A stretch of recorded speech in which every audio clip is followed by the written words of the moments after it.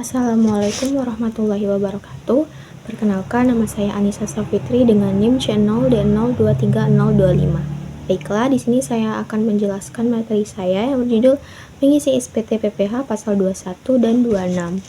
Baiklah, di sini apa itu penjelasan SPT masa PPH pasal 21 dan 26? SPT masa PPH merupakan dokumen yang digunakan untuk melapor pajak yang dipungut dari hasil pendapatan ekonomi wajib pajak dan dilaporkan pada setiap masa pajak setiap bulan.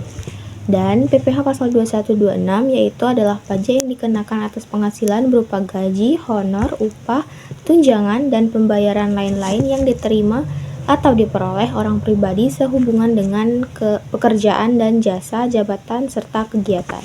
Selanjutnya yaitu ada SPT atau Surat Pemberitahuan Pajak masa PPH pasal 21 dan 26, yaitu sarana untuk melaporkan pemotongan PPH yang dilakukan oleh pemberi kerja, bendaharawan, pemerintah, dana pensiun atau badan lain dan badan penyelenggara kegiatan atas penghasilan yang sehubungan dengan pekerjaan, jasa atau kegiatan lain yang diterima oleh atau diperoleh wajib pajak orang pribadi dalam negeri atau luar negeri.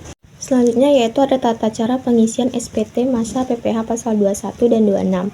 Yang pertama yaitu identitas pemotong pajak yang diisi dengan identitas pemotong pajak. Yang kedua yaitu masa pajak dan tahunan pajak yang diisi sesuai dengan masa dan tahun pajak yang dilakukan oleh pemotong. Yang ketiga yaitu tanggal penyetoran yang diisi dengan tanggal penyetoran pajak apabila penyetoran dilakukan lebih dari satu kali, maka diisi dengan tanggal penyetoran yang terakhir. Yang keempat yaitu lampiran. Yang kelima, kolom 3, 4, dan 5 yang diisi sesuai dengan jumlah penerima penghasilan, jumlah penghasilan bruto, dan jumlah pajak yang dipotong. Dan yang terakhir yaitu pemotong PPH pasal 2126 wajib menggunakan SPT masa PPH pasal 2126 dalam bentuk e-SPT atau Electronic SPT. Berikutnya yaitu formulir SPT masa PPH 21. Yang pertama jenisnya yaitu 1721. Ini formulir induk yang terdiri dari 2 lembar. Dan yang kedua formulir tambahan ini untuk pegawai tetap yang berisikan 1721T, 1721.1, 1721.2.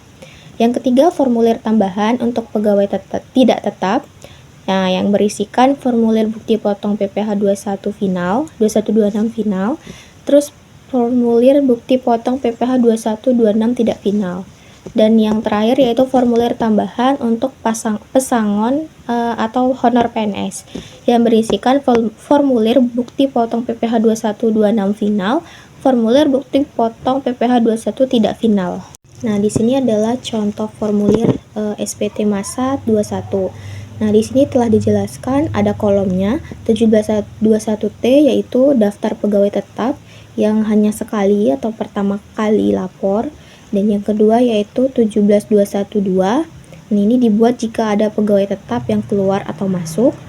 Dan yang 1721A1 yaitu dibuat di bulan Desember dan diberikan ke masing-masing pegawai tetap. Dan yang terakhir yaitu 172111. Nah, ini dibuat pada bulan terakhir atau Desember. Selanjutnya yaitu kewajiban menyampaikan SPT. Ini menurut pasal 3 ayat 1 Undang-Undang KUP. Yang pertama yaitu benar. Benar yang dimaksud yaitu dalam perhitungan, termasuk benar dalam penerapan ketentuan peraturan undang-undang pajak dan dalam penulisan, dan sesuai dengan keadaan yang sebenarnya. Yang kedua yaitu lengkap. Lengkap adalah memuat semua unsur-unsur yang berkaitan dengan objek pajak dan unsur-unsur lain yang harus dilaporkan dalam SPT. Dan yang ketiga yaitu jelas. Jelas melaporkan asal-usul sumber objek pajak dan unsur lain yang harus diisikan dalam SPT. Selanjutnya yaitu tempat dan cara pengambilan SPT. Dalam pasal 3 ayat 2 Undang-Undang KUP menyatakan bahwa WP mengambil sendiri SPT di tempat yang ditetapkan oleh Dirjen Pajak, yaitu pada kantor DJP atau tempat lain yang diperkirakan mudah terjangkau oleh WP, atau mengambil dengan cara lain yang tata cara pelaksanaannya diatur dengan atau berdasarkan PMK. Selanjutnya yaitu cara penyampaian SPT. Penyampaian SPT ini oleh WP dapat dilakukan secara langsung melalui KPP atau KP2KP, melalui pos dengan bukti pengiriman surat, atau dengan cara lain seperti melalui perusahaan jasa ekspedisi atau kurir dengan bukti pengiriman surat, atau e-filing melalui website Direktorat Jenderal Pajak atau ASP, penyedia jasa aplikasi, dan diberikan bukti penerima elektronik. Berikut SPT dianggap tidak disampaikan oleh WP. Yang pertama, SPT tidak ditandatangani. Yang kedua, SPT tidak dilampiri keterangan dan atau dokumen sesuai dengan Peraturan Menteri Keuangan.